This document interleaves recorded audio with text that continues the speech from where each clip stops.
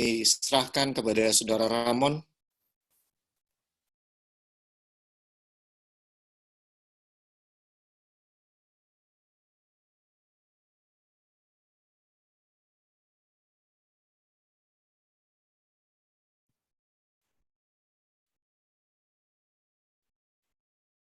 Gimana, Saudara Ramon?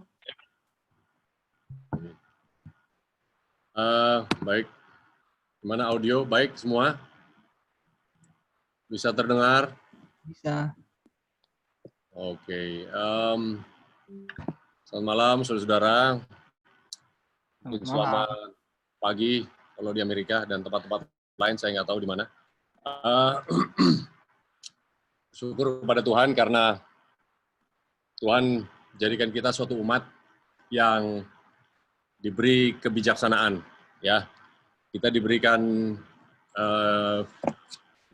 karunia untuk bernubuat karena Tuhan mempunyai janji, yaitu sesungguhnya Dia tidak melakukan segala sesuatu kecuali Dia terlebih dahulu memberitahu siapa ini? His servants, para hamba-hambanya, yaitu para nabi. Nah, saudara-saudara, kita di dalam gereja kita ini, sebenarnya kita bukan gereja, kita ini pergerakan, ya, movement. Ada satu konotasi berhubungan dengan movement ini, kita sebenarnya tidak terbatas dengan formalitas ataupun apa yang dibuat oleh manusia. Movement ini, ya, kita secara bebas, kita bertukar pikiran, kita di dalam pergerakan ini, kita terus maju bersama-sama. Jadi, kenapa Tuhan mendirikan suatu umat di akhir zaman? Karena seperti kita sudah bahas kemarin,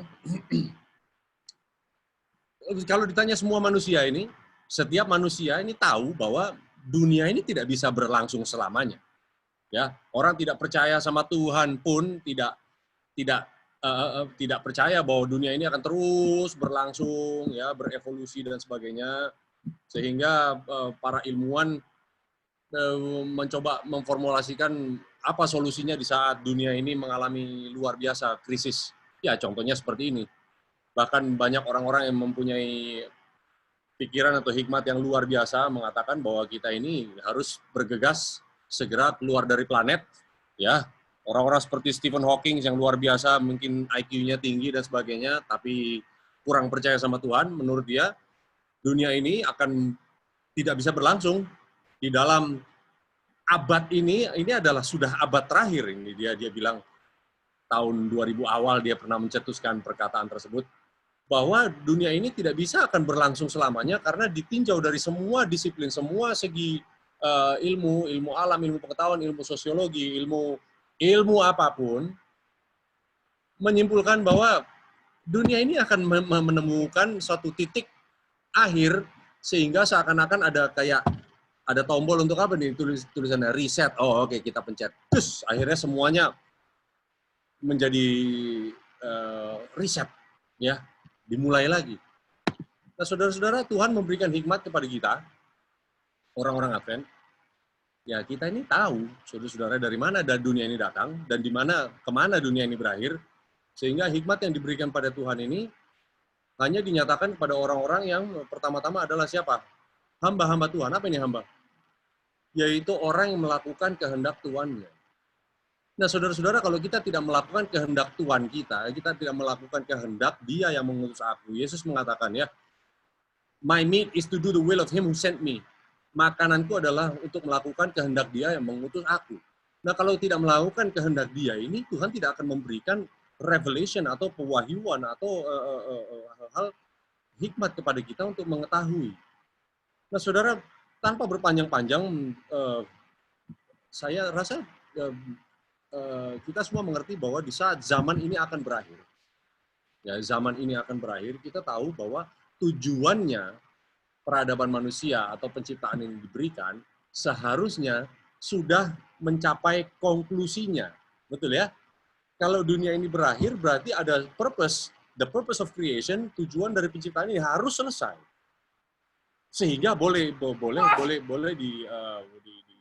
diselesaikan oleh pencipta. Nah, saudara, saya ingin mengajak saudara membuka Ya, mungkin ada beberapa dari kita mungkin bergabung, ya nggak tahu, mungkin dari gereja bermacam-macam juga, tetapi kita, nah mungkin ada satu usulan juga, saya diminta untuk kasih ingatkan saudara-saudara, mungkin yang bergabung ini supaya kita tahu juga namanya, so we can be responsible juga, bertanggung jawab dan sebagainya, mungkin namanya ini mungkin kalau sebisanya diperjelas, ya, jadi semua pertanyaan, atau semua komen dan sebagainya mungkin bisa dibuat supaya kita juga bisa mempertanggungjawabkan ini yang nanya siapa ya, supaya tidak anonymous lah, tanpa nama ya, supaya kita lebih boleh berkenalan. Nah, saudara-saudara, mungkin ada yang bertanya, kenapa pergerakan Seventh-day Adventist? Kenapa pergerakan gereja masih ada di 7? Saudara, kalau ditanya-tanya, semua gereja juga mengaku bahwa gereja ini, semua gerejanya mereka adalah gereja yang benar, ya. Ada di tahun 1054 gereja Kristen ini, ya dulu cuma ada 2 jalur ya, gereja mainstream Kristen ini di abad ke-11 di tahun 1054. Kalau saudara lihat-lihat sejarah ada Great Schism. Apa ini? Pecahan besar. Di saat satu gereja merasa dirinya benar, satu gereja merasa dirinya benar. Di sinilah waktu itu gereja Katolik berpisah dengan gereja Ortodoks, sehingga ya ini hanya satu contoh. Kenapa berevolusi? Kenapa banyak denominasi? Kenapa akhirnya banyak interpretasi dari Alkitab. Tetapi kita percaya sebenarnya bukan banyak interpretasi, tetapi pengetahuan ini bertambah-tambah. Karena Alkitab mengatakan banyak yang Tuhan mau kasih tahu sama kita, kita belum bisa menanggung segala sesuatu all at one time, sekaligus semuanya, blek gitu, nggak bisa. Maka Tuhan berikan terangnya sedikit demi sedikit, karena di saat kita dalam kegelapan ini tiba-tiba lampu nyala, wah luar biasa silau, mata kita pasti buta ya. Nah, saudara, kenapa gereja Advent? Kalau dilihat di dalam gereja, di dalam susunan gereja Kristen ya, berevolusi lah ya, evolvement of the Christian Church. Gereja Advent ini mungkin salah satu anak bungsu ya, muncul dari pergerakan 1844 sesudah kekecewaan besar. Ya, kalau sejarah Amerika sudah tahu benar-benar bahwa kekecewaan besar ini terjadi 1844. Nah, titik itu adalah titik di mana kita percaya bahwa itulah titik di mana Kristus memulai satu pekerjaan, yaitu the judgment day, hari penghakiman. Kita sebagai umat Advent hari ke-7 percaya inilah gereja yang dimunculkan oleh Kristus sesuai dengan janjinya di Daniel 8 ayat 14, bahwa dia akan memulai satu pergerakan. Ya, penghakiman ini dimulai. Ya, kita percaya ini 1844. Kalau baca di Daniel 8 ayat 14, sesudah 2.300 petang dan pagi, atau 2.300 hari. Kalau kita melihat nubuatan satu hari adalah 1 tahun, 2.300 tahun sesudah apa? Sesudah keluarnya perintah titah untuk membangun kembali kota Yerusalem. Ini adalah catatan sejarah, dikeluarkan oleh Raja Artasasta di tahun 457 sebelum Masehi. Ya, tahun ini adalah tahun yang sangat signifikan di dalam nubuatan. Nah, kalau saya boleh share screen lagi. Ya, share screen. Mau muncul. Nah, saya dikasih tahu caranya bagaimana supaya tidak ada yang ikut coret-coret di papan ini nanti. Nah, Oke, anyway, saya rasa bagaimana nih caranya sih? Baiklah, oke. Nah, oke. Ini dia disable attention. Oke. Nah, saudara-saudara, di tahun 457 sebelum Masehi, ini ada satu nubuatan, ini adalah catatan sejarah, adalah perintah Raja Artasasta untuk bangsa Israel silakan kembali membangun kota Yerusalem, karena kota Yerusalem waktu itu sudah luluh lantak karena kerajaan Babylon menghancurkan, tetapi raja tersebut memberikan perintah untuk dibangun kembali kota Yerusalem. Nah, dari tahun ini adalah tahun yang sangat signifikan, ada 2 nubuatan yang dimulai dari titik 457 sebelum Masehi ini. Yang pertama, nubuatan, kalau saudara hadir kemarin, adalah nubuatan yang pertama, yaitu datangnya Mesias. Ya, ditulis dalam buku Daniel 9 ayat 24 sampai 27. Datangnya Mesias terhitung dari titik ini. Lalu ada nubuatan satu lagi. Daniel 8 ayat 14, yaitu satu nubuatan datangnya hari apa? Hari penghakiman. Nah, kemarin kita bicara ini, saudara-saudara. Kalau ini dimulai dari titik 457 sebelum Masehi, ini juga akan dimulai dari titik yang sama, yaitu 457 sebelum Masehi. Nah, sekarang orang-orang bertanya, ngapain sih kita belajar seperti ini? Emangnya belajar Alkitab bukan cuma belajar Yesus?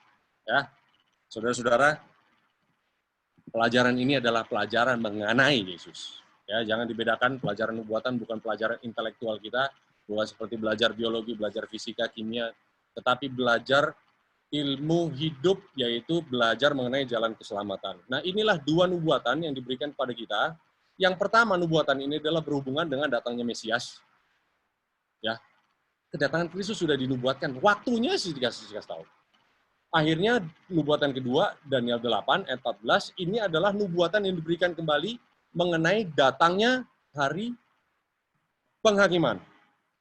Nah, saudara-saudara, saya mulai halaman yang baru. Oke. Dua nubuatan ini adalah sangat penting. Ya. Yang satu adalah datangnya Mesias, menunjuk kepada apa? Paskah. Apa ini Paskah? Kristus menjadi domba untuk satu dan selamanya. Nggak ada lagi itu pakai kambing, pakai domba, pakai kerbau dan sebagainya, pakai burung, nggak ada lagi. Paskah ini adalah suatu simbol yang hewan-hewan itu adalah simbol yang mengacu kepada Kristus. Lalu, nubuatan yang kedua, tidak kalah pentingnya, adalah nubuatan mengenai hari penghakiman. Kembali lagi saudara-saudara, saya minta maaf, ini tulisan saya, karena saya belum punya iPad yang pakai pen, nanti saya coba usahakan. Ini harus pakai jari tulisnya ya. Hari penghakiman atau hari Grafirat. Nah, dua hari raya tersebut, Tuhan sudah kasih tahu betapa pentingnya dua hari raya tersebut, makanya Tuhan tidak melakukan hari tersebut sebelum dia terlebih dahulu kasih tahu pada para hambanya, yaitu para nabi ya. Tuhan kasih, yaitu dalam buku Daniel 9, ayat 24-27, datangnya Paskah kita, yaitu Yesus. Yang kedua, Tuhan juga kasih tahu, kapan datangnya, apa itu? Penghakiman. Nah, ada apa dengan dua hari raya ini, saudara-saudara, sehingga kita perlu ketahui, ada apa dengan hari Paskah, ada apa dengan hari penghakiman. Ini adalah dua hari, ya. Dalam satu tahun, mereka merayakan 7 hari raya, orang-orang Yahudi ini merayakan 7 hari raya, di mana sebenarnya inti dari 7 ini, intinya ya cuma 2 ini. Ya. 2 hari raya ini, semua orang-orang Yahudi diharuskan untuk datang ke Yerusalem supaya apa, saudara? Supaya datang bersama-sama mengerti betapa pentingnya Tuhan mau mengajarkan sesuatu kepada umat-umat Tuhan. Ya, Paskah harus hadir di Yerusalem, oke?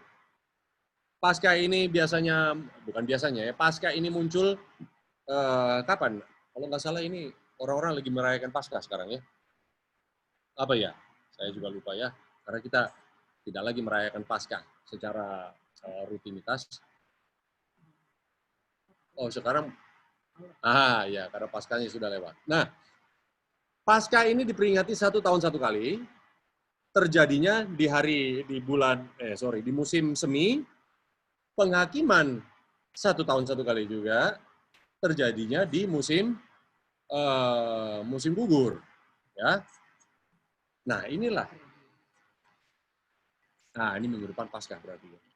Nah, saudara-saudara, kenapa orang Kristen merayakan Paskah? Ya, inilah suatu pertanyaan. Banyak yang bertanya, orang Advent ini kenapa masih merayakan hari Sabat? Itu kan sudah dipalangkan di kayu salib. Loh, kenapa Paskah juga masih dirayakan? Karena itu sudah dipalangkan di kayu salib. Ya, ini pertanyaannya. Yang wajar ditanyakan kepada kita semua. Nah, ada apa dengan Paskah? Ada apa dengan penghakiman menjadi dua? Ini hari raya yang benar, yang besar, ya hari raya Akbar. Karena saudara-saudara, hari raya Paskah adalah datangnya pengantin laki-laki, tahu ya, yaitu Yesus sendiri, melaksanakan tugasnya selesai. Yesus di saat disalib, Yesus itu disalib di saat orang-orang Yahudi merayakan Paskah. Harinya sama-sama dengan hari di saat Yesus disalib. Ya, dialah menjadi domba Paskah. Lalu hari yang satu lagi adalah hari penghakiman, yaitu hari Grafirat, untuk mempersiapkan siapa, saudara?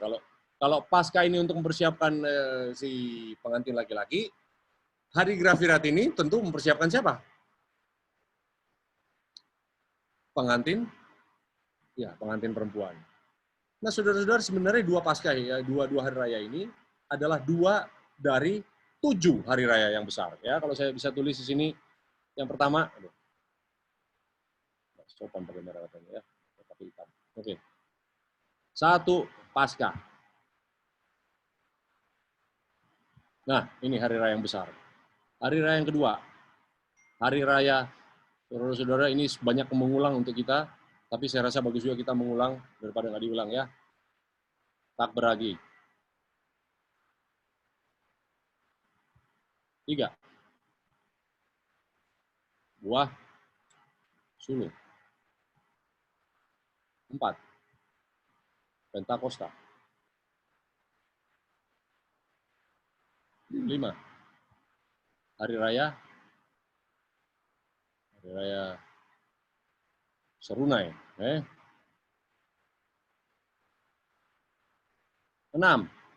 Inilah penghakiman. Ya. Atau Grafirat. 7. Hari raya Pondok Daun. Nah, saudara, apa ini semua? Ini adalah hari-hari raya yang Tuhan perintahkan kepada Musa. Hei Musa, kasih tahu kepada umat-umatku, orang-orang Israel, setiap tahun inilah hari-hari raya yang mereka harus peringati, supaya mereka juga mengerti setiap hari-hari ini terjadi, ini menjadi tanggal merah. Ya, kita di Indonesia ada banyak ya libur nasional, mungkin tanggal merahnya bagi orang Yahudi. Inilah hari raya untuk orang-orang Yahudi. Dari mana ini kita dapat? Dari Imamat 23. Ini adalah perintah kepada orang-orang Israel untuk selalu dirayakan setiap tahun, setiap kali muncul Paskah. Paskah ini tanggal 14. Sorry. Kenapa muncul ini? Sorry. Bagus. Tanggal 14 bulan 1. Saudara-saudara, ini bukan bulan Januari. Orang-orang Israel ini, kalau hari raya ini, mereka selalu hitung hari raya ini, biasanya bulan-bulan April. Ya. Apa yang membuat orang-orang Yahudi merayakan hari raya ini adalah di saat mereka melihat gandum di ladang, ya. Biasanya gandum ini sudah mulai matang, bulan-bulan April mulai matang di saat hujan akhir, hujan musim semi datang. Nah, inilah di saat bulir-bulir dari gandum mulai matang, imam dipanggil untuk melihat bulir-bulir gandum, diperiksa. Bulir gandumnya sudah penuh atau belum? Nah, kalau belum, oke, tunggu lagi. Di saat belum, mungkin minggu depan, ditunggu lagi. Di saat sudah penuh, nah, imam menyatakan, bulir gandum sudah penuh, lalu mereka melihat bulan baru berikut, setelah bulir gandum penuh, itulah yang mereka nyatakan sebagai tahun baru. Disitulah tanggal 1 bulan 1 dimulai. Ya, biasanya bulan-bulan April, ya pertengahan sampai akhir ini terjadi. Nah, tanggal 14-nya adalah hari Paskah. Nah, saudara-saudara, hari Paskah ini adalah hari yang besar, yang memulai perjalanan bangsa Israel di dalam tahun itu. Lalu, roti tidak beragi, disuruh rayakan hari berikutnya, tanggal 15, bulan pertama. Ya, buah sulung hari berikutnya lagi, tanggal 16, bulan pertama. Pentakosta, 50 hari berikut, yaitu tanggal 6, bulan ketiga. Hari Raya Serunai, yaitu tanggal 1 bulan 7 sampai 10 bulan 7. Saudara, ini nggak perlu dihafal ya, ini bukan ujian kita, bukan di sini, saudara-saudara nggak akan diuji melalui ini. Ini hanya menggambarkan kita skema nubuatan. Ujian kita adalah memiliki tabiat Kristus. Jadi ini penting diketahui, ya penting, tetapi inti dari ini yang lebih penting. Ya, penghakiman Grafirat adalah tanggal 10 bulan 7. Pondok Daun ada tanggal 15 bulan 7 sampai 22 bulan 7. Bulan 7 bukan bulan Juli pastinya ya. Jadi bulan 7 itu biasanya bulan-bulan Oktober. Nah, saudara-saudara. Paskah tanggal 14 bulan pertama ini, by the way, semua hari-hari raya ini, hari raya 1, 2, 3, 4, 5, 6, 7. Tanggal tersebut, kalau jatuh di hari apapun, ya, di hari Selasa, kayak di hari Rabu, kayak di hari Sabtu, kayak hari tersebut menjadi tanggal merah. Orang Israel tidak boleh bekerja, tidak boleh ke ladang, tidak boleh ngurus urusannya mereka. Mereka disuruh beristirahat. Sehingga mau jatuh hari apapun ini, hari-hari raya ini disebut sebagai hari Sabat. Oke? Bukan hari Sabat hari ke-7, tetapi hari Sabat. Apa ini makna Sabat? Artinya istirahat. Ya. Oleh karena itu, di dalam buku Kolose, saya warna biru sekarang ya. Kolose 2 ayat 16. Nah, saudara-saudara. Kolose 2 ayat 16 ini berbunyi 20 menit aja ya. Kolose 2:16 berbunyi demikian, saudara-saudara ya. Aduh, mana?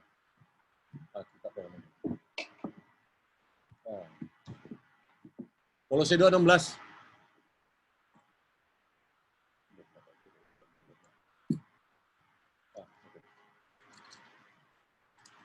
Jadi Kolose 2:6 ayat 16. Mari kita baca sama-sama, saudara.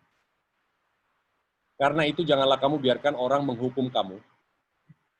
Nah, jangan biarkan orang menghakimi kamu mengenai makanan dan minuman atau mengenai hari-hari raya, bulan baru, ataupun hari Sabat. Nah, stop di situ dulu, saudara ya.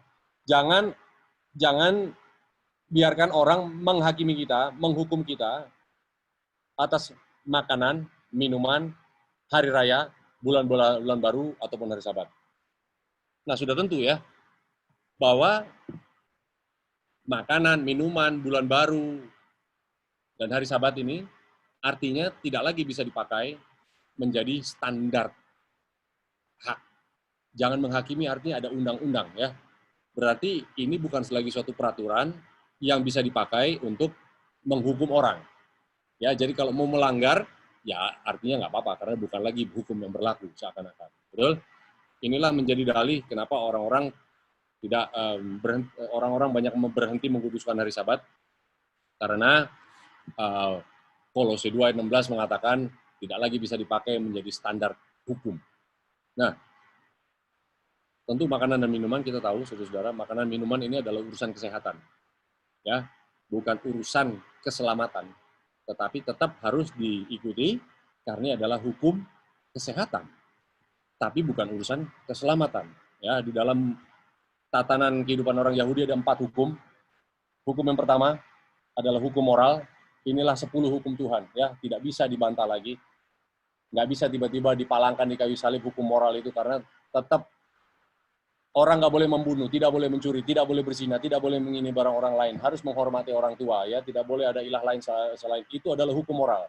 Yang kedua adalah hukum upacara. Hukum upacara ya inilah salah satunya ini. Paskah harus diperingati, roti tidak beragi, buah sulung, Pentakosta, dan sebagainya. Ini hukum upacara. Hukum yang ketiga adalah hukum sipil. Buku Perjanjian Lama juga berisi hukum sipil juga. Apa ini hukum sipil? Alkitab mengatur urusan undang-undang sipil. Ya, mengenai apa ini? Contohnya mengenai suami istri. Ya, itu urusan sipil. Ya, bukan urusan keselamatan. Hukum ini juga mengenai misalnya hutang piutang, ya. Ini adalah hukum sipil. Kalau punya hutang harus dibayar, ya, dan sebagainya. Nah, hukum satu lagi adalah hukum kesehatan. Kenapa di Alkitab memberikan kita juga hukum-hukum kesehatan seakan-akan urusan makanan ini kok sampai ditulis di Alkitab? Karena itu hukum kesehatan, saudara-saudara, bukan hukum keselamatan, tetapi penting dan tetap berlaku sampai sekarang karena ini urusan kesehatan dan Tuhan mau kita sehat. Jadi hukum moral, hukum upacara, hukum sipil, dan hukum kesehatan. Nah, yang dimaksud oleh Paulus, jangan lagi kita biarkan ini orang untuk menghukum, jangan izinkan orang menghukum kita mengenai makanan, minuman, dan hari bulan baru dan hari Sabat. Hari-hari Sabat yang mana yang dimaksud oleh Rasul Paulus, saudara-saudara? Ya tentu bukan hari Sabat yang ada di hukum moral. Ya, hukum moral ini, hukum keempat, bercerita mengenai ingatlah dan kuduskanlah hari Sabat.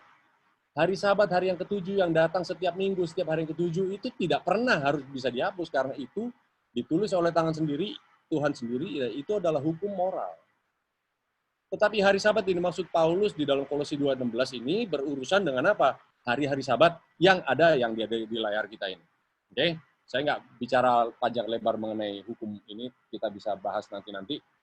Tetapi yang dimaksud oleh Pak Rasul Paulus, jangan lagi dijadikan hukum, karena apa? Ayat 17, semua ini hanyalah bayangan dari apa yang harus datang, sedang wujudnya ialah Kristus. Apa artinya, saudara? Di saat Rasul Paulus menuliskan ini, Rasul Paulus tahu persis ini semua adalah bayangan apa yang harus terjadi. Ya, dari 1 sampai 7 ini adalah sequence atau urutan apa yang harus terjadi saat apa? Kristus sudah menjadi Paskah kita. Ya, di saat Yesus menjadi Paskah, ya, Yesus mati di kayu salib ini, harinya adalah sama dengan orang Israel merayakan hari raya Paskah, yaitu tanggal 14 bulan pertama. Saudara, maaf ya, saya ini banyak detail, tetapi konklusinya saya harapkan ini bisa membuat kita ini lebih mengerti dan lebih menjadi manusia yang baru. Orang Israel ini sedang merayakan hari Paskah karena di saat Yesus mati di kayu salib, hari itu adalah hari tanggal ke-14 bulan pertama di tahun 31 Masehi. Jadi orang-orang Israel sedang ada di Yerusalem, semua kumpul, sedang merayakan Paskah, sedang mau sembelih domba Paskah itu. Mereka biasanya sembelih domba Paskah yaitu jam 3 sore. Nah, Paskah yang disembelih ini di saat Yesus sedang ada di kayu salib di Bukit Golgota, sedang di dalam agony, apa ini?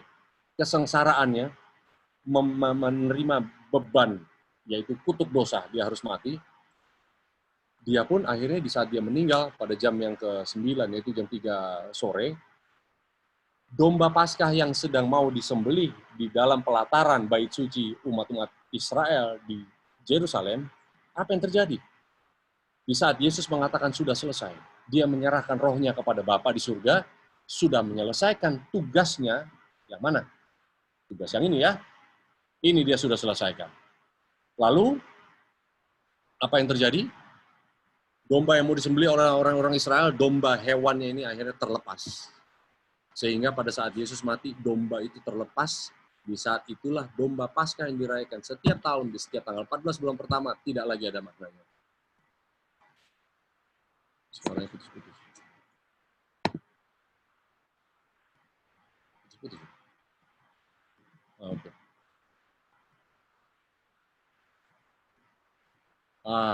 Oke. Sorry. Ada suara lain katanya.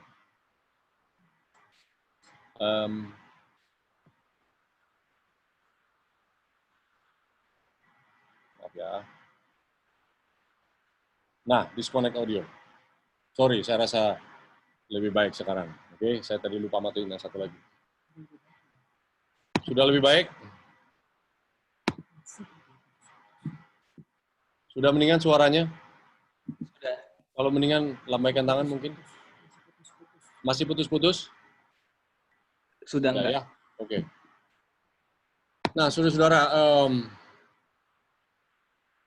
nah, gimana kita tadi? Paskah ini sudah digenapi oleh Kristus di saat dia naik di kayu salib dan mati di kayu salib menjadi Paskah. Oke? Sehingga Hari raya pertama sudah digenapi, nomor 1. Nomor 2 pun sudah digenapi, roti tidak beragi di saat dia masuk di kubur. Dan dia mati ini menggenapi roti tidak beragi pada hari Sabat, ya. Tanggal 15 bulan pertama apa yang terjadi? Dia menggenapi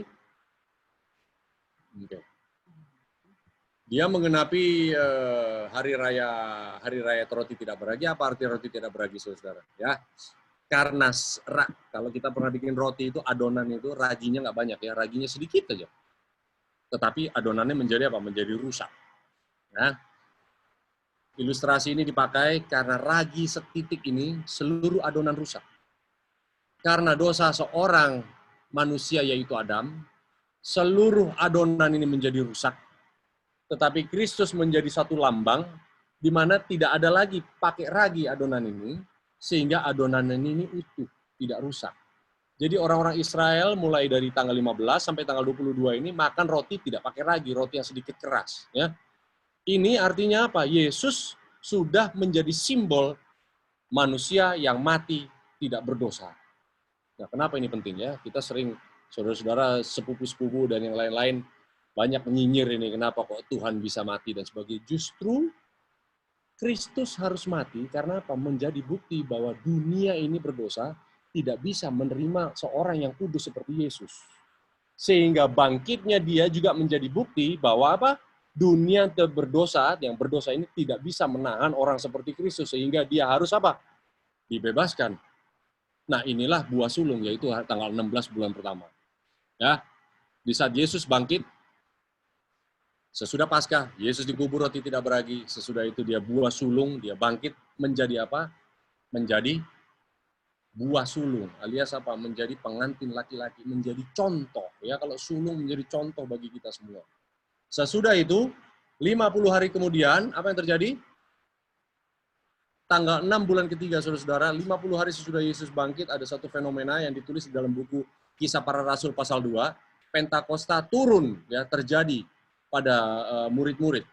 Inilah digambarkan bagaimana semua orang langsung bisa berbahasa yang orang-orang tidak mengerti. Disinilah bahasa roh, inilah bahasa roh yang kita maksud, ya. Orang bertutur kata mengajarkan hal-hal yang datang dari Alkitab, bukan cuma bla bla bla, bukan bas-bis-bus, bukan, ya. Bahasa yang dimaksud, bahasa roh adalah bahasa yang memberitakan Injil, bukan bahasa yang tidak ada artinya. Inilah terjadi saat murid-murid menerima kuasa, mereka memberitakan Injil sampai ke pelosok-pelosok ujung-ujung dunia di mana Tuhan kirim mereka. Okay? Sesudah itu, tanggal 6 bulan ketiga, nah ini sudah kosong, ya. Tidak ada lagi perayaan-perayaan, selama musim panas tidak ada perayaan, lalu datanglah musim gugur, sekitar September atau Oktober. Nah, tanggal 1 bulan ke-7, sekitar bulan-bulan Oktober, apa yang terjadi? Serunai digenapi. Nah, saudara-saudara, serunai ini apa? 10 hari, kalau kita lihat, 10 hari ini diberikan kesempatan supaya orang-orang Israel yang sudah beberapa bulan pulang ke rumah masing-masing, mereka dikasih kesempatan untuk memanen hasil panennya pada saat musim panas. Ya, musim panas adalah musim panen. Ingat itu. Yeremia 8:20-22. Musim panas adalah musim panen. Nanti besok-besok kita kembali ke ayat tersebut. Musim panen ini sudah lewat. Sesudah musim panen, musim panas, musim gugur tiba, dikasih kesempatan 10 hari. Tiup trompet semua di tanah Judea, semua di tanah Israel. Semua orang tiup trompet. 10 hari dikasih kesempatan supaya apa? Semua orang Israel datang ke Yerusalem. Kenapa datang ke Yerusalem? Ini tanggal 1 sampai tanggal 10 bulan ke-7 fungsinya adalah apa? Hei orang-orang, datanglah ke Yerusalem karena sudah tiba hari penghakiman. Nah, saudara-saudara, datangnya hari penghakiman ini harus didahului dengan hari raya serunai. Kasih kesempatan orang-orang Israel datang ke Yerusalem, karena semua orang Israel harus datang di Yerusalem pada hari penghakiman. Kita tahu, kita percaya bahwa hari raya serunai ini adalah pekabaran malaikat pertama yang berkumandang dari tahun 1798 sampai 1844. Karena apa? Penghakiman dimulai. Langsung kita masuk kepada hari raya penghakiman, hari raya ke-6, yaitu hari raya yang dimulai tahun 1844. Sesuai dengan Daniel, berapa tadi? Daniel 8:14 ya. Di saat Yesus sudah datang, menggenapi yang pertama, nanti apa perlu dibahas secara rinci, nanti kita bahas secara rinci lah. Daniel 8:14 menggambarkan datangnya hari penghakiman. Daniel 9 menggambarkan datangnya Paskah. Daniel 8:14 menggambarkan datangnya hari penghakiman. Ya. Hari penghakiman adalah hari di mana saudara dan saya hidup. Sudah 176 tahun ini berjalan, penghakiman belum selesai, saudara-saudara. Ya. Mungkin bagi Yesus, satu hari selesai, dia melaksanakan tugasnya, sampai mati di kayu salib selesai, tetapi penghakiman berjalan bagi saudara dan saya. Sampai penghakiman ini selesai, buku Daniel 12 ayat 1 mengatakan, apa tulisannya? Mikael berdiri, artinya penghakiman selesai. Kalau penghakiman selesai ini, barulah kita masuk ke dalam satu hari, yaitu hari pondok daun. Wah, sudah selesai.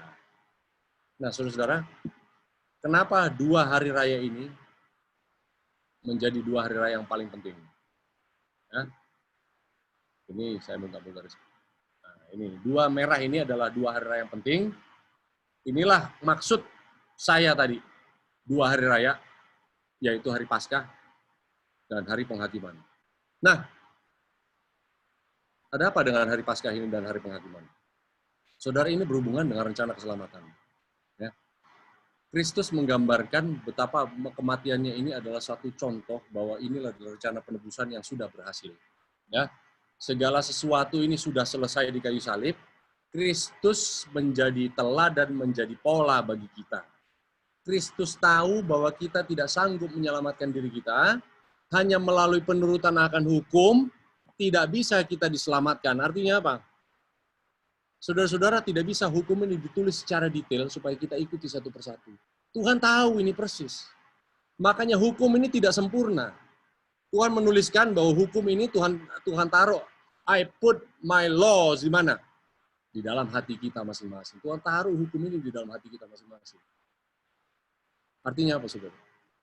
Saudara, kalau kita melihat Paskah ini, kenapa hukum tidak sempurna?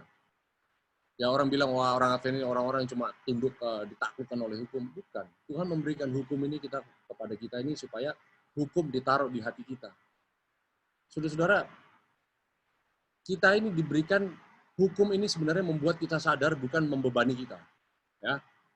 Kalau kita lihat ini di Indonesia, saya suka ambil contoh ini ya. Kalau kita lihat di Indonesia sering dibilang dilarang buang sampah di sini. Ya, itu hukum. Ada undang-undangnya. Ya. Undang-undangnya ada menyatakan kalau kita buang sampah sembarangan akan didenda karena kita melanggar hukum tatanan undang-undang ini nomor sekian-sekian tahun sekian-sekian dan ada dendanya. Nah, saudara, di saat kita melihat ada tulisan dilarang buang sampah sembarangan, jangan dilarang buang sampah di sini, kita nggak mau buang sampah di situ. Tetapi kalau kita maju kira-kira 10 meter di mana tanda itu sudah nggak ada lagi, apa yang kita lakukan, saudara? Ya, kita boleh buang sampah di situ seakan-akan, ya. Tetapi akhirnya Tuhan itu katakan nggak bisa setiap 10 meter ditaruh plang itu, dilarang buang sampah di sini. Ya, walaupun hukumnya ada, tidak bisa setiap corner, setiap sudut jalan diberikan tulisan dilarang buang sampah sembarangan. Jadi Tuhan bilang apa? Tuhan kasih hukum ini di hati kita supaya kita ini mengerti. Nah, kalau kita lihat di negara-negara maju mungkin nggak perlu dibilang jangan buang sampah di sini, jangan buang sampah, dilarang kencing di sini. Nah, saudara-saudara, apa ya, ada orang yang tiba-tiba buang sampah di jalan sembarangan? Nggak ada. Tidak ada juga kita lihat pergi ke negara maju, orang mau cuma di pinggir jalan langsung kencing sembarangan. Mungkin nggak ada. Apa artinya tidak ada hukum? Hukumnya ada. Tapi tidak perlu lagi ditulis di tembok-tembok. Karena apa? Hukumnya sudah ada di hati manusia. Inilah saudara-saudara, kenapa Tuhan katakan tidak bisa kita diselamatkan karena penurutan kita akan hukum. Sehingga apa? Nah, Roma 8 ayat 3 Tuhan bilang, apa yang tidak bisa diselesaikan oleh hukum Taurat. Ya. Bukan artinya Taurat itu dibatalkan, saudara-saudara. Tetapi apa yang tidak bisa dilakukan oleh Taurat? Apa yang tidak bisa dilakukan? Tidak bisa secara rinci, saudara-saudara. Semua dituliskan nggak mungkin. Undang-Undang Dasar 45 nggak mungkin bisa dijabarkan sampai ribuan, sampai jutaan, nggak habis-habis, sampai kiamat, sampai jutaan tahun pun nggak bisa secara lengkap ditulis hukum itu. Ya, makanya apa yang tidak bisa dilakukan oleh hukum Taurat, ya, Tuhan tahu, Tuhan harus turun. Kristus harus turun menjadi manusia di dalam dagingnya itu mengalahkan dosa. Nah, inilah janji kenapa keselamatan hanya melalui Kristus. Saudara-saudara bilang ini orang Advent yang nggak percaya Yesus, cuma percaya hukum Taurat. Itu adalah anggapan yang, nah kita jangan kasih impression seperti itu sebab kita menjadi orang yang semestinya bukan hidup karena hukum Taurat. Saudara-saudara, kita harus menjadi orang-orang yang punya hukum di hati kita. Mendarah daging, ya tuh nggak usah disuruh. Makanya Yesus bilang, kamu dengar, ya toh, kamu mendengar bahwa hukum mengatakan jangan membunuh. Yesus bilang gitu. Tetapi aku berkata kepadamu, kamu membenci sudah sama dengan membunuh. Nah, saudara-saudara, dilarang membunuh itu, jangan membunuh itu ada hukum tertulis. Tapi jangan membenci ini tidak bisa ditulis, tapi tulis di hati kita. Makanya kita sebagai orang yang benar-benar percaya hukum, mengaku percaya kepada Kristus, saudara-saudara, sudahlah membunuh, membenci pun nggak boleh. Nah, Yesus lanjut katakan, kamu mendengarkan hukum, gigi ganti gigi, mata ganti mata. Apa ini artinya, saudara-saudara? Ya, di dalam buku hukum Taurat tadi salah satu dari 4 hukum dari apa? Hukum sipil ya.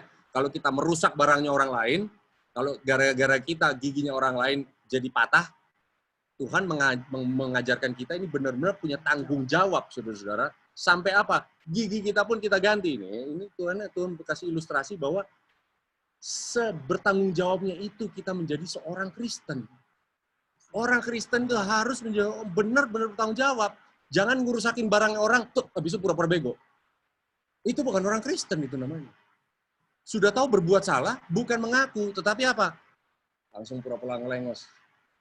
Nah, Tuhan katakan kalau gara-gara kamu giginya orang rusak, kamu ganti pakai gigi kamu.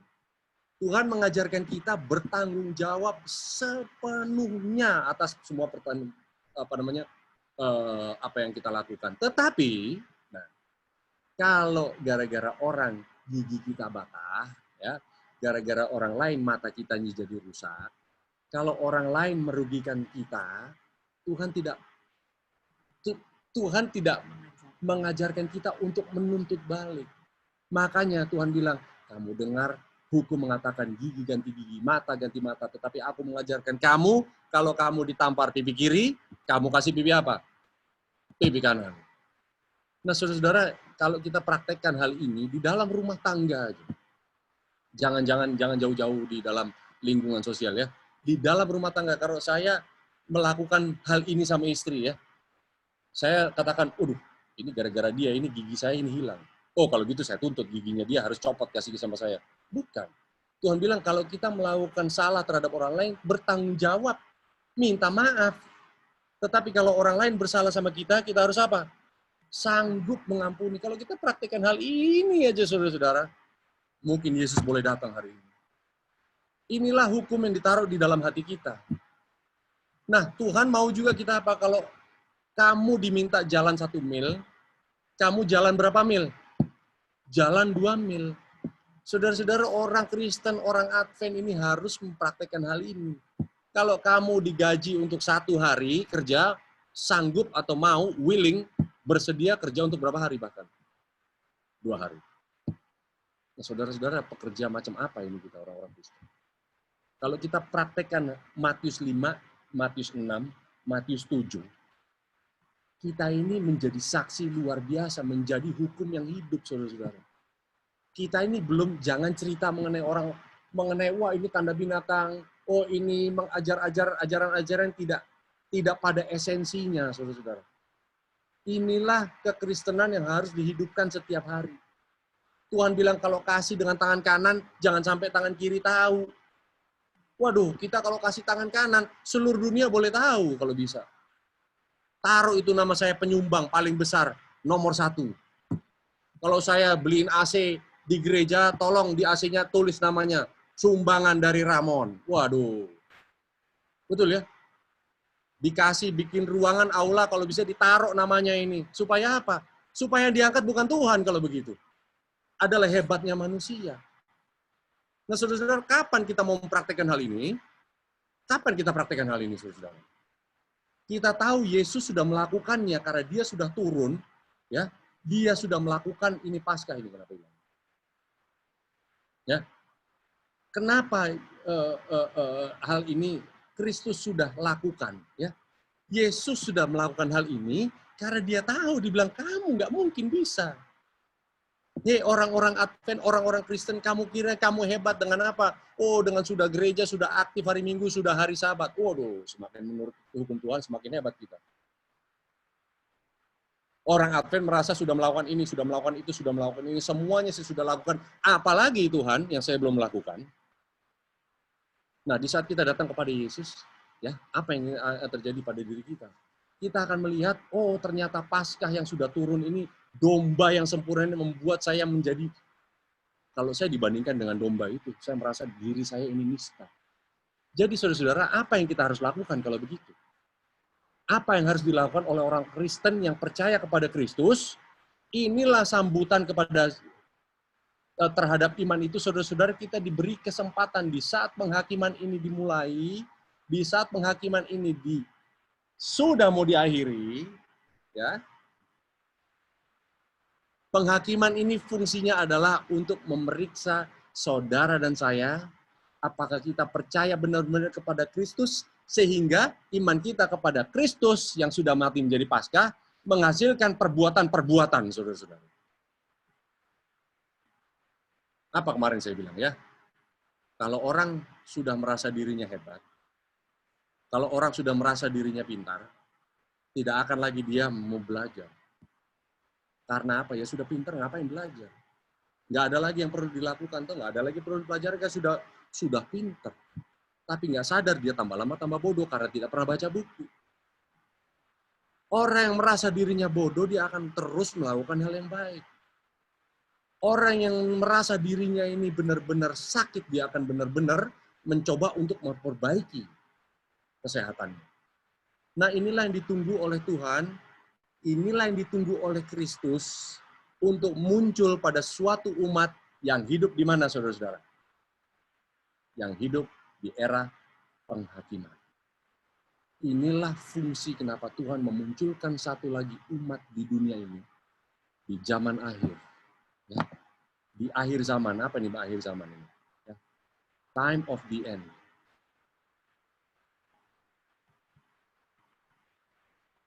Aduh, waktu berjalan sangat cepat. Ya. Akhir zaman, Alkitab tulis akhir zaman. Kalau saudara-saudara klik frase ini, saudara-saudara, kita nggak akan bahas time of the end dulu, mungkin besok atau lusa.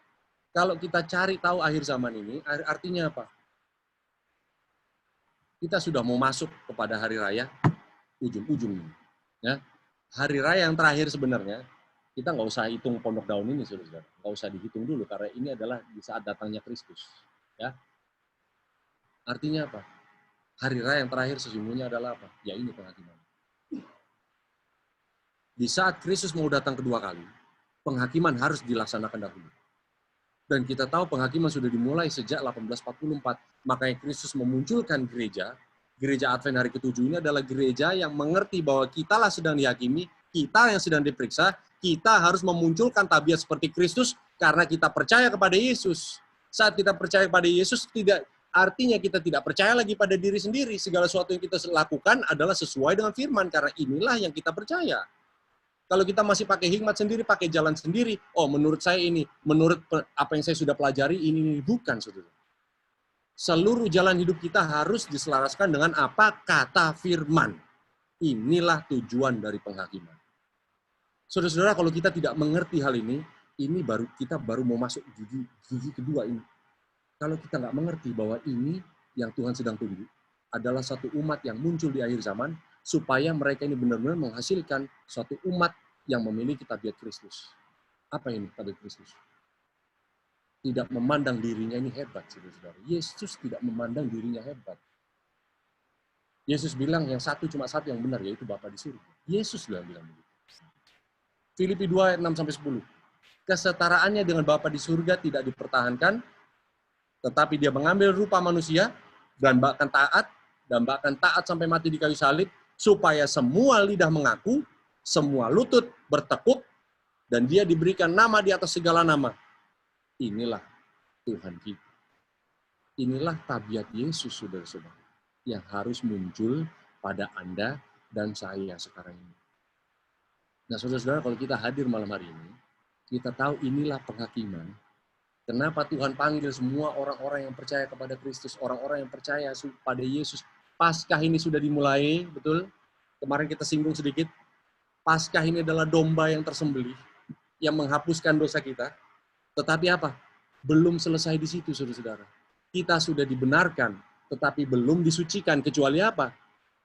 Kita melakukan kehendak Kristus sesuai dengan apa yang kita imani.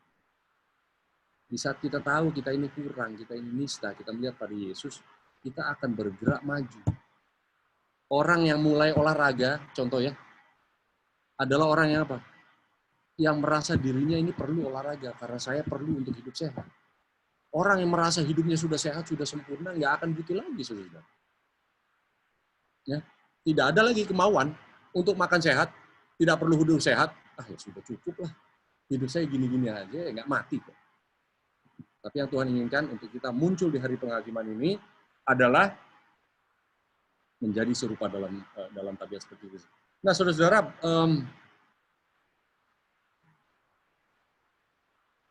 berapa waktu kita sudah? 55 menit.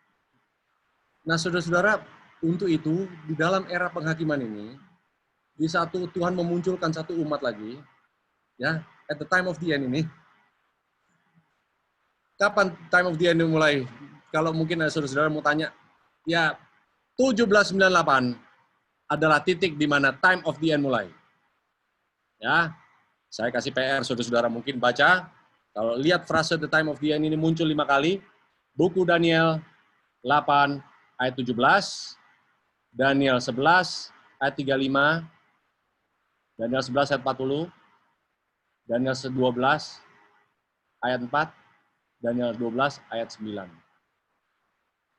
Inilah 5 ayat di mana frase the time of the end bisa kita dapatkan secara frase ya, the time of the end. Artinya akhir dari zaman. Kapan ini ya akhir zaman?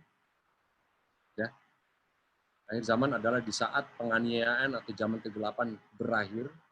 Ada satu undang-undang yang berlaku 1260 tahun lamanya, akhirnya dirobek oleh Napoleon di tahun 1798. Dia menghapuskan undang-undang yang mengizinkan gereja Roma untuk menganiaya umat-umat Kristen, sehingga penganiayaan itu berhenti.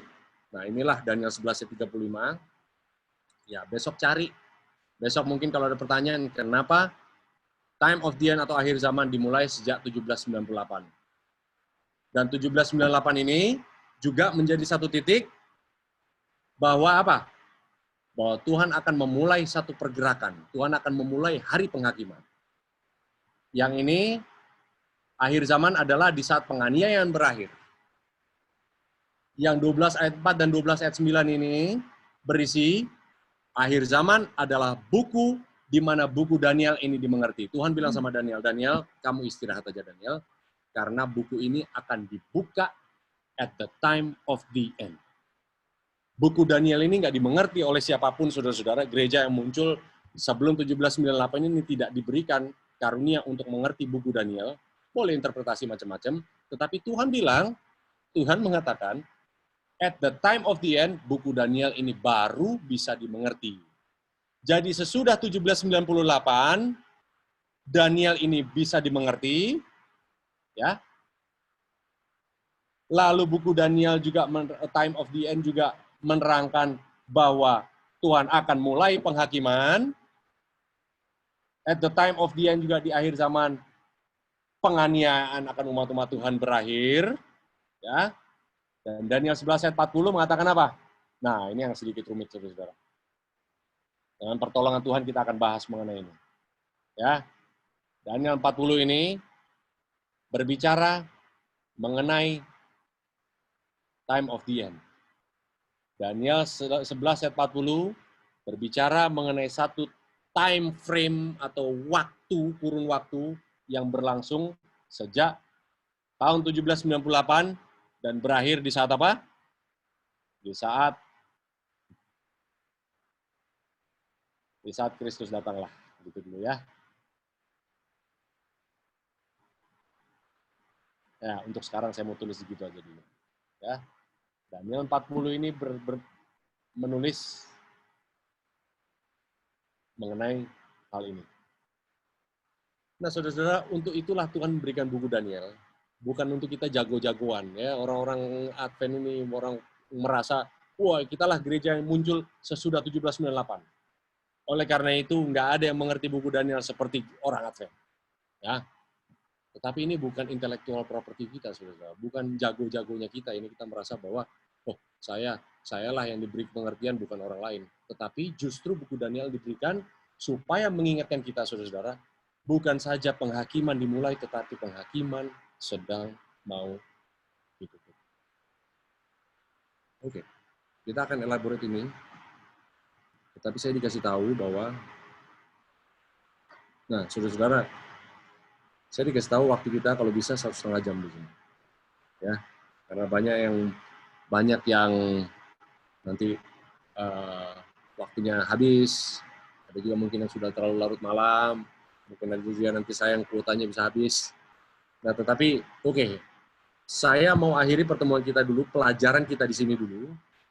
Kenapa Tuhan bangunkan satu jemaat at the time of the end, yaitu di akhir zaman, jemaat yang mana menjadi proyek percontohannya Tuhan. Ya, Tuhan memberikan kepada jemaat yang muncul di akhir zaman ini, satu jemaat yang muncul sesudah 1798, menjadi jemaat yang memantulkan tabiat Yesus. Tuhan nggak harapkan jemaat yang lain, saudara-saudara. Nggak apa-apa, Tuhan kasih kesempatan bagi orang lain, masih banyak, masih panjang. Kenapa penghakiman dimulai dari rumah Tuhan, 1 Petrus 4:17? Rumah Tuhanlah menjadi proyek percontohan supaya apa? Di rumah Tuhanlah orang boleh mengerti Yesus. Saudara pergi ke tetangga, kasih tahu mengenai Yesus. Tahu nggak harus terima Yesus supaya selamat? Kira-kira diapain saudara kalau sama orang-orang non-Kristen? Mungkin dilempari batu gitu. Kenapa? Karena Yesus yang mereka mengerti ini tidak tercermin dari kehidupan kita. Pilihan kita belum mencerminkan kehidupan Yesus. Saat kita bilang, Yesus, kamu munafik. Nggak ada bedanya, justru kamu lebih, orang bilang lebih bejat dan lebih biadab daripada kita. Nah, saudara-saudara, jemaat yang Tuhan munculkan ini, jemaat yang luar biasa mempunyai tanggung jawab memantulkan tabiat Kristus. Jemaat yang benar-benar all out. Apalagi di saat penghakiman sudah mau diakhiri, jemaat yang benar-benar seluruhnya adalah untuk Kristus, saudara-saudara. Karena apa? Setiap tanggal 10 bulan ke-7 bangsa Israel ini datang ke Yerusalem, ya, setiap tanggal 10 bulan ke-7 ini orang Israel datang ke Yerusalem. Satu hari mereka pakai baju kabung, duduk di tanah, taruh tanah di kepala, karena sudah apa menandakan, saudara-saudara? Mereka ini sudah satu dengan tanah, sudah siap mati. Kehidupan saudara dan saya ini benar-benar sudah siap mati, bukan siap secara mati secara fisik aja, saudara. Banyak yang mau mati secara fisik satu kali. Tetapi siapa? Nggak ada yang mau mati setiap hari untuk Tuhan. Fisiknya mau mati. Ya. Tetapi yang Tuhan mau bukan mati, wah akhirnya bunuh diri satu kali. Bukan. Kita bukan untuk istilah saudara-saudara kita ini jihad, wah langsung bunuh diri. Bukan. Seumur hidup harus seakan-akan kita mati. Tidak punya kepentingan. Kalau Tuhan saya punya satu pemikiran untuk kita pikirkan, saudara-saudara. Apa yang membuat kita ini menghambat kita untuk hidup seperti Kristus? Penghakiman sudah mau diakhiri. Segala sesuatu sudah mau berakhir. Ujung dari segala sesuatu adalah apa? Penganiayaan, dan kita tidak bisa berjual beli, tidak bisa bergantung dengan uang. Saya tahu kalau gitu satu hal. Banyak yang menghambat kita untuk menghidupkan karakter Kristus karena apa? Kita khawatir uang. Makanya Yesus membandingkan dirinya bukan dengan iblis. Ya, Tuhan membandingkan dirinya ini, kalau kamu tidak sembah Tuhan, kamu akan sembah Mammon. Ini adalah salah satu hal, saudara-saudara, mungkin hal yang terbesar yang akan mengikat kaki saudara dan saya sampai kita tidak bisa menyembah Tuhan secara penuh. Akhirnya penghakiman tidak bisa berjalan, berlaku pada kita. Karena apa? Kita tidak percaya kepada Kristus. Kita lebih percaya pada kita lebih percaya kepada uang. Nah, gereja kita ini nggak lebih banyak bicara mengenai penghakiman ini. Kenapa, saudara-saudara? Karena ternyata banyak pemimpin-pemimpin juga masih takluk dengan uang. Akhirnya tidak bisa menghidupkan penghakiman, banyak yang masih punya kekhawatiran, tidak bisa hidup sesuai dengan apa yang Yesus inginkan kita untuk hidupkan. Itu karena apa? Segala sesuatu sentralnya masih adalah kepada apa? Diri dan kekhawatiran. Saudara, kenapa penghakiman ini akan berujung kepada apa? Tidak bisa berjual beli karena Tuhan mau kita tidak lagi menyembah mamon. Boleh kita menyembah Tuhan menurut mulut kita. Saudara-saudara, tapi Tuhan tahu. Ujung dari segala sesuatu ini, yang paling susah cabut akarnya, saudara-saudara. Ya, kalau kita cabut pohon singkong, saya banyak pohon singkong di sini, saudara. Paling susah dicabut adalah apa? Singkong yang paling awal tumbuh. Apa nih artinya? Yang paling pertama numbuh itu, yaitu yang paling nancepnya paling dalam. Kenapa dosa yang paling terakhir dicabut itu adalah paling susah, adalah kekhawatiran kita akan uang, adalah karena dosa kita yang paling awal, saudara-saudara, sejak di Taman Eden. Sejak manusia jatuh ke dalam dosa, adalah dosa kekhawatiran. Saudara-saudara, saya mau banyak menerangkan mengenai tulisan-tulisan renung buat supaya kita ini belajar mengenai iman. Ya, inti dari pertemuan kita minggu ini adalah supaya kita mempunyai iman. Hasil dari pertemuan kita ini adalah menghasilkan iman. Persiapan. Saudara-saudara, Tuhan bawa kita masuk ke dalam situasi seperti ini, masih hidup melihat kesukaran mulai datang, nggak tahu sampai kapan ini kita lockdown dan sebagainya, ya. Supaya Tuhan tahu, Tuhan kasih ingat kepada orang-orang Advent, inti kita adalah apa? Seruan tengah malam. Seruan tengah malam yang membangunkan semua orang-orang Advent. 10 anak darah adalah orang-orang Advent, saudara-saudara. Tetapi yang 5 ini punya pengalaman. Karena melihat kepada Kristus, mereka tahu mereka ini perlu diselamatkan, perlu belajar. Belajar punya iman seperti Yesus, tapi yang 5 ini tidak peduli. Tidak peduli sehingga di saat segala sesuatu sedang tergenapi, 10-10-nya bangun. Tetapi 10 bangun karena apa? Aduh, puji Tuhan. Ternyata penubuatan sedang tergenapi. Satu lagi bangun karena apa, saudara-saudara? Karena harapan-harapan keduniawian mereka ternyata runtuh. Tidak punya pengalaman-pengalaman setiap hari mereka harus latihan, mereka tidak gunakan kesempatan itu. Akhirnya di saat seruan tengah malam seperti ini datang, saudara. Mungkin tadi suatu saya bicara soal penghakiman. Mungkin Bapak Ibu bertanya, bagaimana kita bisa bersiap di dalam era penghakiman? Kira-kira karakter seperti apa yang Tuhan ingin untuk menjadi sesuatu yang berakar sehingga itulah yang menjadi guard atau perlindungan kita. Mungkin Bapak Ibu bisa untuk PR-nya di rumah bisa baca Matius 5, 6, dan 7. Ya. Jadi dalam era penghakiman ini kita belajar untuk mempunyai karakter. Ya. Mungkin selama ini kita masih postpone itu ya, karakter-karakter Kristus ya. Contohnya apa? Ya, Tuhan bilang di ayatnya, ya contohnya di Matius 6 ayat 16. Dan apabila kamu berpuasa, janganlah muram kamu seperti orang munafik. Mereka mengubah air mukanya supaya orang melihat bahwa mereka sedang berpuasa. Aku berkata kepadamu, sesungguhnya mereka sudah mendapatkan upah. Jadi tadi yang berpuasa juga kita dibilangin. Mungkin selama ini di dalam kebenaran kita selalu berfokus audiens kita kepada manusia. Jadi segala sesuatu yang kita lakukan selalu terfokus orang itu ngelihat nggak ya. Sekarang di dalam era penghakiman ini mungkin kita harus belajar bahwa audiens kita itu Tuhan. Tadi kita diajarkan ya di dalam Matius sudah dibilang kalau orang suruh kamu jalan 1 mil, kamu jalan 2 mil.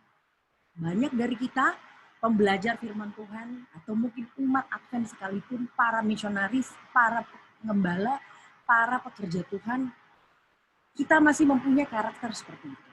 Dalam arti apa? Mohon maaf saya bisa bilang, kita masih orang upahan. Ya, pribadi lepas pribadi kita. Kalau ada duit, baru saya mau kerja. Ya. Kalau ada harganya, baru saya mau melakukan sesuatu. Kalau saya dihargai, baru saya akan melakukan terbaik. Saya akan menyapa dia karena dia baik sama saya. Saya akan mengampuni dia karena dia terlebih mengampuni saya. Ya. Masih ada sekali kedagingan di balik itu semua. Ya, kita lupa bahwa waktu kita sia-siakan untuk hanya membesarkan pohon kedagingan kita. Sementara waktu penghakiman sudah mau tutup. Sekarang Tuhan di dalam situasi corona ini ternyata kita dibangunkan semua. Kita dibangunkan untuk melihat bahwa ayo sama-sama yuk kita berbuat sesuatu. Orang katakan, ayo sekarang waktunya untuk makan makanan keras. Sering sekali kita merasa makanan keras itu pelajaran Daniel dan Wahyu, ya Ibu Bapak. Kalau saya bisa bilang makanan keras itu kalau Yesus mengatakan yaitu broma saya, makanan saya melakukan kehendak Dia yang mengutus saya. Tuhan itu bagaimana sih tadi dikatakan ya? Biarlah hukum itu menjadi tabiat kita. Jadi nggak usah diingetin. Seorang yang mengerti arti era penghakiman. Seorang yang mengerti bahwa dia hidup, bahwa hanya Tuhan dan dia yang tahu. Seorang itu tidak usah harus diingetin di saat dia harus bekerja. Nggak usah dia harus diingetin bahwa ada duit loh, baru saya kerja. Nggak usah diingetin. Orang itu akan bekerja karena dia tahu bahwa dia melakukan itu hanya untuk Kristus semata. Dia tidak melakukan itu karena haus akan pujian. Supaya didapati setia. Ya, dia tidak melakukan itu karena dia haus akan pujian, tapi dia melakukan itu karena dia tahu bahwa itulah bukti kesetiaannya kepada Kristus. Dikatakan di Roma 2, dikatakan bahwa seorang Kristen yang sejati yaitu bukan di saat semua mata melihat dia, tapi seorang Kristen yang sejati di balik pintu-pintu tertutup. Hanya dia dan Tuhan yang tahu bagaimana Anda yang sesungguhnya. Ya, seorang Kristen yang tahu, ya yang baik. Kita pun harus mencintai apa? Kebersihan. Bapak Ibu kita lihat ya di dalam era corona ini. Sering sekali kita mengatakan Tuhan akan jaga kita. Tetapi Bapak Ibu di dalam kebersihan juga Bapak Ibu tidak melakukan yang terbaik. Di dalam melakukan, kalau kita banyak belajar ya, banyak sekali protokol-protokol di dalam kebersihan yang harus kita lakukan ya. Keluar masuk rumah seperti apa sih? Bagaimana disinfektan itu harus kita pakai ya? Bagaimana cuci tangan? Sebenarnya itu Tuhan mengizinkan ini semua supaya sebelum kita corona pun sudah harus dilakukan. Seharusnya seorang Kristen yang sejati, seorang yang sudah mengerti era penghakiman. Ya, di Roma 2 dikatakan, cleanliness is next to godliness. Is next to the godliness. Kebersihan itu adalah bersebelahan dengan kekudusan. Bagaimana kebersihan Bapak Ibu? Ya, mungkin orang muda, ya sering sekali kita pingin keluar untuk melayani Tuhan. Karena apa? Di luar sana orang tidak tahu siapa Anda. Karena fotonya bagus-bagus. Ya, di luar sana Anda terlihat sangat excellent. Tapi bila Anda pulang ke rumah Anda, apakah yang dikatakan oleh orang tua Anda? Apakah Anda termasuk orang yang rajin? Ya. Apakah Anda termasuk orang yang bersih? Banyak sekali anak muda kita ingin cuma apa? Cuma ingin kita berada di depan komputer. Kita lupa mandi, lupa gosok gigi. Anak muda, itu aja lupa. Bagaimana kita bisa bekerja sama dengan malaikat yang suci dan bersih di surga itu bersih. Sementara kita sendiri tidak mengerti arti kebersihan. Rajin pangkal. Ya, kalau orang dunia mengatakan rajin pangkal kaya. Ya, tidak seperti itu. Rajin itu tidak usah harus mengejar kekayaan. Rajin itu harus menjadi tabiat orang yang mengenal siapa Kristus yang dia sembah. Jadi dimanapun Tuhan menempatkan Anda, orang katakan apa? Biarlah biarlah di saat itu biarlah mereka memuji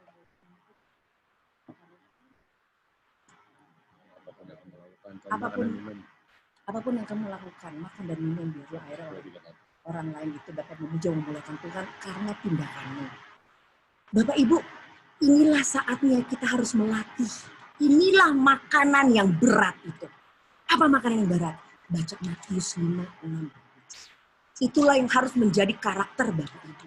Karena dari situ kita tidak akan membuang waktu kita. Ada lagi level yang harus kita pelajari yaitu apa? Level iman. Ingat Bapak Ibu di akhir zaman ya, di akhir krisis itu kita tidak bisa berjual beli.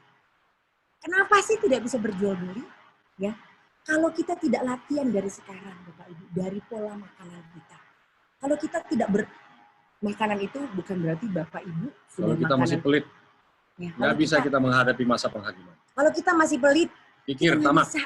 Kalau kita masih hitung-hitungan, sama Tuhan aja mau hitung-hitungan, apalagi orang lain.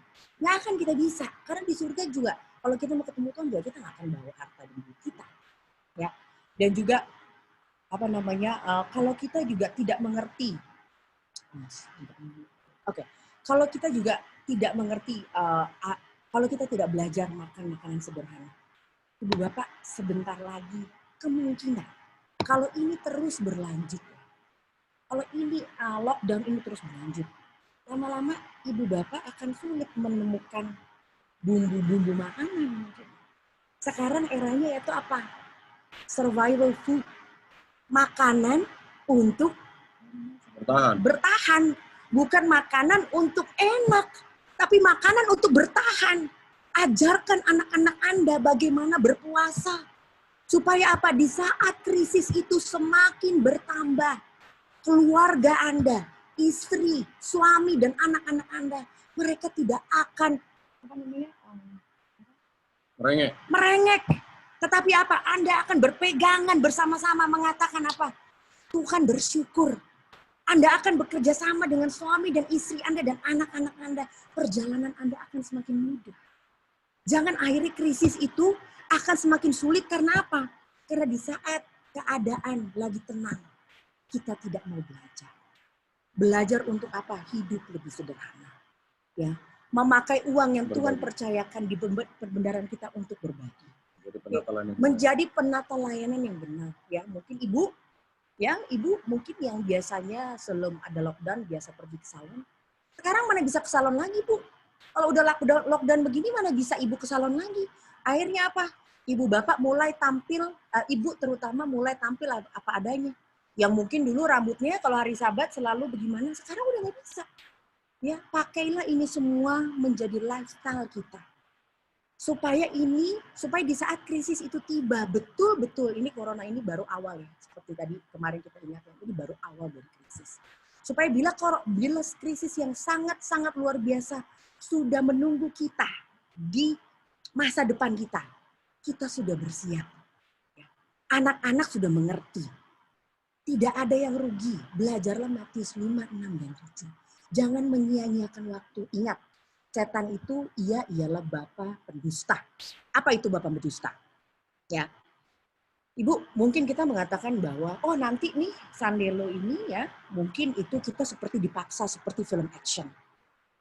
Sebenarnya Sandelo itu kalau dilihat Ibu Bapak, kita lihatnya di dalam era lockdown seperti ini, semua orang sudah mulai berbicara tentang climate change. Ini di dalam rumah akhirnya semua, oh cuaca jadi bagus, ya kan, jadi udara jadi bagus, dan juga kita rumah tangga yang tadinya mungkin marah sudah mulai diperbaiki sendiri ya, dan juga anak-anak kelihatannya semuanya sangat positif. Ibu Bapak, nanti kita harus memilih hari. Memilih hari itu bukan sesuatu yang setan sudah masukkan ke otak kita. Sesuatu seperti film action, kita akan diburu, di apa? Hari itu akan timbul karena banyaknya orang yang meminta. Kalau kita lihat skenario-nya. Banyaknya orang yang meminta. Karena kalau lihat seperti ini, akhirnya orang mengatakan, wow, ini semua bagus ya. Ayo kita sama-sama mencari Tuhan. Akhirnya semua masyarakat meminta. Dan bila saat itu tiba, Ibu Bapak, ingat di saat Yesus 40 hari ya, berada di padang gurun. Ingat Yesus selalu bilang, ada tertulis. Ibu Bapak, bila segala sesuatu itu indah. Dan akhirnya hari itu mulai ditanamkan. Oke, setiap hari Minggu itulah hari untuk peristirahatan. Ya, peristirahatan. Bila hari itu tiba dan semua terlihat sangat positif, apakah Ibu Bapak mampu untuk tidak memilih hari itu? Bila dari sekarang Ibu Bapak tidak latihan untuk mengenal, dombaku mengenal suaraku. Bila segala sesuatu, semua masyarakat meminta hari itu, ayo kita adakan hari perhentian, itu yang sudah, itu skema yang akan terjadi. Tetapi harinya sayangnya hari yang kita tidak belajar, yaitu bukan hari Sabtu, melainkan hari Minggu. Tapi semuanya sangat-sangat positif. Dan ibu bapak akhirnya dibenci oleh masyarakat karena masyarakat berpikir seperti ini. Kenapa sih kamu tidak dukung? Sementara hari itu bagus, semuanya sangat positif. Kenapa kamu tidak dukung? Apakah ibu bapak mampu bertahan? Kalau bukan hari ini, ibu bapak tidak belajar. Belajar Matius 5, 6, dan 7. Melalui krisis-krisis di dalam hidup kita, kita akan mengenal siapa Tuhan yang kita sembah. Kita akan mendengar suaranya. Ya, kita akan melihat meskipun terlihat sangat positif. Ya, setan itu kalau di Taman Eden itu, setan itu bukan, artinya bukan lagi kita bukan hidup sesuai dengan feeling. Ya. Kalau kita percaya kepada Tuhan, kepada Kristus, yaitu firman yang hidup, segala sesuatu kehidupan kita ini akan diselaraskan dengan firman Tuhan. Karena segala sesuatu akan membingungkan kita. Ya, feeling kita akan menipu kita. Ya. Yeremia 17 ayat 9 mengatakan hati kita ini akan membawa kita sampai kita sendiri tertipu. Kristus bilang Matius 24, jangan kita tertipu. Siapa yang menipu kita? Saudara, banyak yang akan menipu kita, terutama diri kita sendiri. Kenapa? Karena kita we go with the feeling. Pakai perasaan, pakai hikmat sendiri-sendiri. Makanya sekarang segala sesuatu selaraskan kehidupan kita dengan firman Tuhan, karena inilah hasil dari iman kita. Ya, jadi namanya nanti skenario ini, saudara-saudara, jangan kita bingung seakan-akan wah ini adalah sesuatu yang wicked, yang bukan. Di saat tanda binatang ini keluar, kita akan bahas besok-besok ini mengenai tanda binatang ini. Pertama-tama kita akan bahas mengenai the time of the end, kapan itu. Awal dari time of the end kita sudah tahu, nanti akhir dari time of the end kita akan bahas. Kenapa the time of the end ini juga akhir zaman Tuhan memunculkan satu umat. Kenapa banyak kita akan baca tulisan-tulisan Roh Nubuat. Kenapa Roh Nubuat? Siapa ini Ellen White? Kenapa ini menjadi sangat-sangat penting? Ya, saudara-saudara kita yang mau dari pergerakan Protestan sudah muncul 500-600 tahun lalu. 500 tahun ya. 500 tahun sudah mengatakan sola scriptura. Memang kita percaya kepada Alkitab. Tetapi kita tahu, sebagai kita, umat yang hidup di era penghakiman, Tuhan akan kirimkan kita satu lagi. Seorang nabi sekali lagi. Nah inilah yang menjadi prinsip dasar kenapa kita sebagai satu umat. Gereja Laodikia ini Tuhan berikan seorang ya, untuk menjadi penuntun umatnya. Supaya apa? Kembali kepada firman Tuhan. Nah inilah. Lalu besok kita akan bahas juga kenapa ada pergerakan-pergerakan muncul pergerakan ini. Segala macam pergerakan yang lepas dari esensi yaitu Kristus dan pertobatan. Kenapa ini menjadi suatu yang digandrungi? Tetapi Kristus mengatakan pergerakan ini akan hilang di saat apa? Di saat seruan tengah malam ini muncul. Kenapa seruan tengah malam ini muncul, saudara-saudara? Adalah di saat kita sadar bahwa ternyata kita ini perlu Kristus. Ya, kita perlu bertobat, kita perlu membuang sumbu kita yang sudah hangus ini perlu digunting. Ya, Matius 25:7, sumbu perlu digunting. Kita ini inti dari pekerjaan kita, pelajaran kita ini, bagaimana ini menggunting sumbu ini, ngaruh nggak sih bagi 5 anak darah yang bodoh? Artinya apa?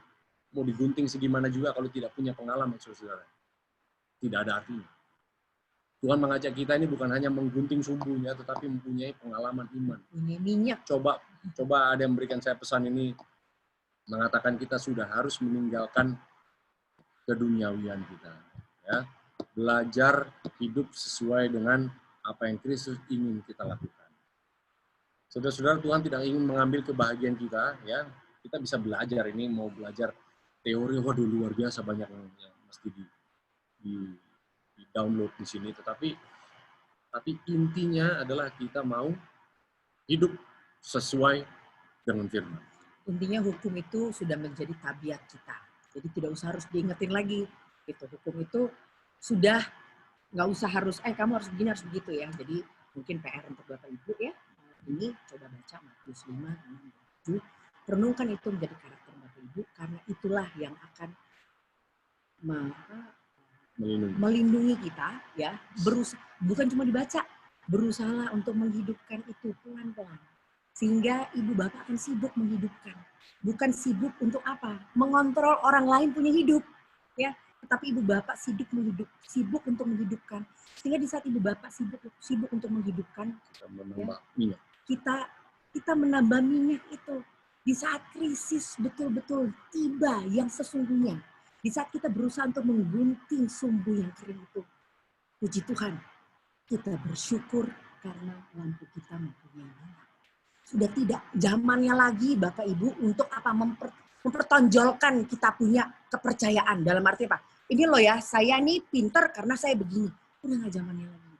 Sekarang Kristus zamannya. mengajak kita untuk kumpulkanlah harta-harta di surga. Ya.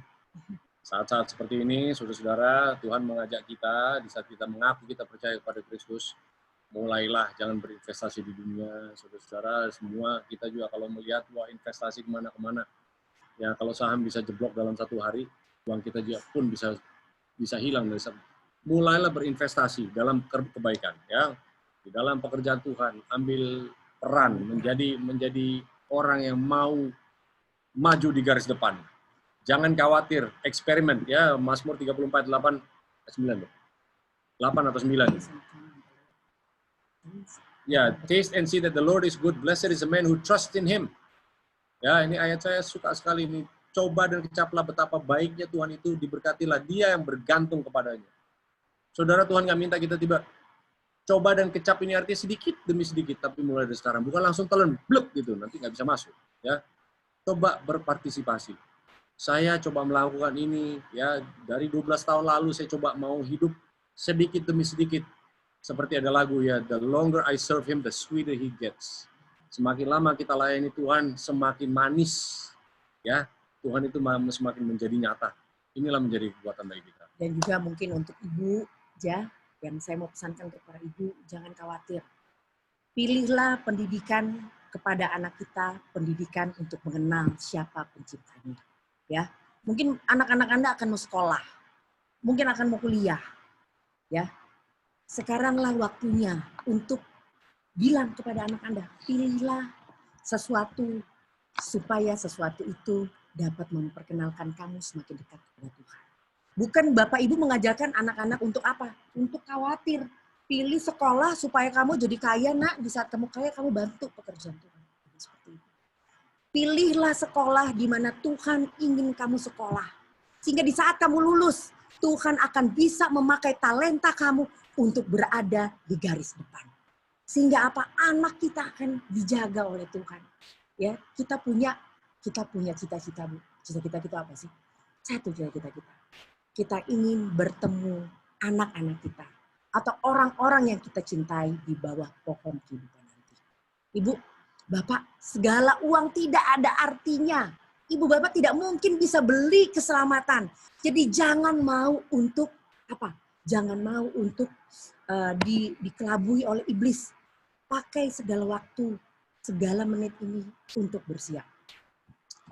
Nah, besok kita mau belajar, saudara-saudara. Waktu berapa menit lagi ya? Kalau ada pertanyaan mungkin ditulis di chat box. Mungkin bisa. Atau mungkin private. Tetapi besok kita mau bahas mengenai, ya, kita tahu di zaman penghakiman ini, setiap tanggal 10 bulan ke-7, imam besar masuk ke dalam bilik maha suci. Ya. Bilik maha suci ini digambarkan di saat Kristus, Tuhan membawa Paulus, ditulis dalam buku Ibrani 9 dan 10, Paulus melihat keadaan bait suci itu seperti apa di saat imam besar masuk ke dalam bilik maha suci. Inilah era kita, ya. Masuk 1 tahun sekali ke dalam bilik maha suci. Inilah Kristus masuk ke dalam bilik maha suci. Inilah eranya kita. Kenapa Tuhan mengingatkan beberapa hal melalui tulisan Ibrani 9 dan 10 untuk kita pelajari? Kenapa penting Tuhan berikan Sabat, Tuhan berikan pelajaran mengenai mana, Tuhan berikan pelajaran mengenai tongkat Harun, dan juga beberapa hal lainnya. Tuhan akan mengajarkan kita mengenai kepemimpinan gereja. Tuhan mengajarkan kenapa Tuhan berikan seorang nabi sekali lagi yang menjadi salah satu pemimpin. Ya, kita akan belajar ini supaya menjadi identitas kita. Baru kita bisa sedikit demi sedikit kita masuk ke dalam the current situation atau situasi saat ini. Tetap semangat, ya. Jangan putus asa. Pakailah segala waktu untuk bersiap. Jangan mengizinkan setan untuk mempermudah Anda untuk tidak mengenal Tuhan. Kita juga akan bahas beberapa hal lagi, nanti masih ada beberapa besok hari di waktu yang sama, ya. Di waktu yang sama, di channel yang sama, jam 7. Baik, Pak Pendeta Pitoy. Tuhan memberkati. Mungkin ada tambahan. Biarlah mereka itu. Mana Silakan. Pak Pendetanya? Saya cari layar Pak Pendeta nggak ada di sini. Ada Pak Ketua kita yang akan tutup dalam doa. Saudara Kedis. Ya, saudara-saudara masih ada di chat box. Nanti kirimkan pertanyaan atau sanggahan dan sebagainya. Oke, baik. Kalau tidak ada lagi, kita tutup dengan doa. Mari kita berdoa. Bapa di surga, terima kasih Tuhan sudah ajarkan kami melalui tulisan-tulisan firman Tuhan. Bagaimana kami sebagai umat yang hidup di akhir zaman ini, sebagai orang Kristen yang percaya kepada Kristus, boleh mengaitkan dengan pelajaran-pelajaran apa yang Tuhan sudah berikan kepada Musa di zaman dahulu Tuhan. Supaya ini menjadi pelajaran bagi kami, karena itu semua adalah gambaran-gambaran apa yang harus terjadi sejak Yesus menjadi Paskah sampai Yesus datang kedua kali. Kamilah umat-umat yang hidup di akhir zaman ini Tuhan, di mana zaman penghakiman Tuhan sedang mulai, supaya kamilah menjadi orang-orang yang diharapkan untuk menjadi jalan bagi dunia untuk boleh datang kepada Kristus. Bukan karena kami tahu teori Tuhan, bukan karena kami tahu skema nubuatan begitu hebat di luar kepala, tetapi karena kami mempunyai ilmu kehidupan yaitu datang dari Kristus sendiri. Bahwa diri kami tidak mampu, tidak sanggup Tuhan, sehingga kami boleh mengambil referensi satu-satunya yaitu dari firman yang hidup dari Yesus sendiri. Biarlah Tuhan semua yang ada pada kami Tuhan, semua kapasitas kami, semua pikiran kami, mata kami, semua yang ada di hati kami Tuhan, semua masa depan kami, harapan kami Tuhan, keuangan kami, tabungan kami Tuhan, waktu kami, anak-anak kami, seluruh yang ada pada kami Tuhan, kami kerahkan untuk hidup sesuai dengan apa yang Tuhan inginkan untuk kami lakukan. Biar ini menjadi nyata Tuhan, walaupun berat, tapi Tuhan akan memegang kami dengan tangan kanan-Mu, supaya tangan kanan itu boleh membawakan kami dalam kemenangan. Terima kasih Tuhan, karena Tuhan sudah menang bagi kami. Biarlah kami boleh partisipasi Tuhan, supaya ada harapan bagi Kristus masuk ke dalam jemaat sekali lagi menjadi harapan kemenangan, harapan kemuliaan. Terpujilah nama-Mu Tuhan, satukan kami kembali besok. Dalam nama Yesus kami bersyukur. Amin. Terima kasih. Selamat malam.